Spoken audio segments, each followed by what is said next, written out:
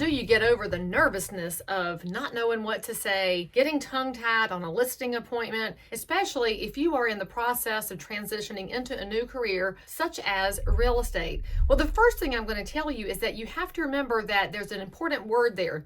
It's a listing presentation. You need to go ahead and embrace the fact that you are going to be on stage, even if that stage looks like a kitchen table, you and the two people that are thinking about selling that house. Once you embrace the idea that this is actually a presentation, you can put yourself into that mindset of professionalism. That is the key to making everything work more smoothly in your real estate business. Now, for some of y'all, you are a seriously shy, quiet person. You're very thoughtful and very smart, and the idea of putting you on a stage with a microphone makes you throw up in your mouth and you think you're just going to die. Well, first of all, let me remind you, you're not going to die by speaking to somebody else. You do it every day. In fact, for some of y'all, public speaking looks like saying hello to somebody at the gas station or the grocery store. We really do just blow it out of proportion in our own heads so much. All you're doing is sharing your thoughts and ideas with somebody else. Public speaking is really just conversation that somebody else can listen to. So back to that listing presentation, where do you get the comfort to get started on this? I'm going to give you something that I've told so many people who want to get into the speaking space, into the instructing space, and that is to find your local Toastmasters chapter.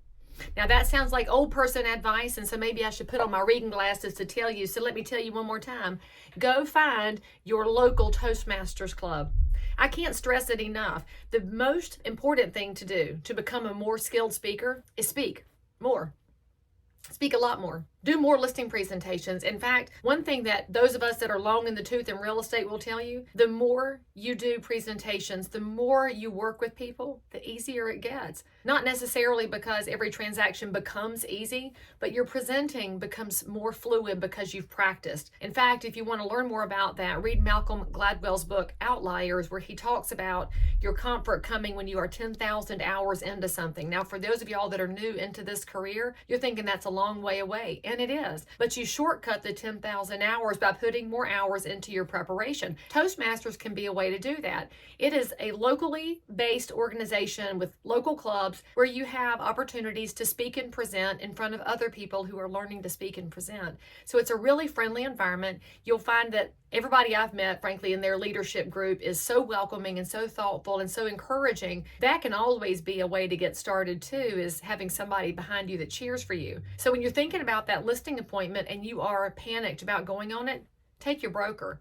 I know that I would go with any of my agents on any of their appointments, and even if I say not nary a word, just having me there may give them enough calm to get the information out and to ask the right questions so they can serve the public in a really impactful way. I know I'm not giving you any magic sauce answers because frankly there is no magic sauce answer. Real estate is a profession that rewards those who are active in doing the business, and sometimes it is activity that solves this biggest problem that many of us have, the fear of getting something done, the fear of something new. Activity solves that. In this case, activities involve Toastmasters. Take your broker with you and just practice. In fact, there's nothing wrong with calling your real estate bestie and making up a house, do an imaginary presentation, and then present to one another. We used to do that all the time in sales meetings, and maybe, just maybe, if we'll let go of the Zoom world and get back to face-to-face interactions, we could all grow together. I promise you. It's worth getting over your nervousness so you can serve. And for the record, most people in the public will forgive a little bit of nervous behavior because they don't want to do the speaking either. If there's anything I've told up-and-coming speakers, it is that when they take the stage, nobody in the audience really wants to be up there on the microphone either. So they're going to give you a lot of grace and comfort. So accept it, bring your information forward, and just get started. The other secret to all of these presentations is that once you get started, it gets a lot easier. I wish you the best. And by the way, if you need more tips on how to get your listing presentation up to snuff, some data to put in it, I've got some resources. So make sure you go to my website and find them, and I will help you any way I can. In the meantime, keep after it and go serve the public because they deserve to have somebody great.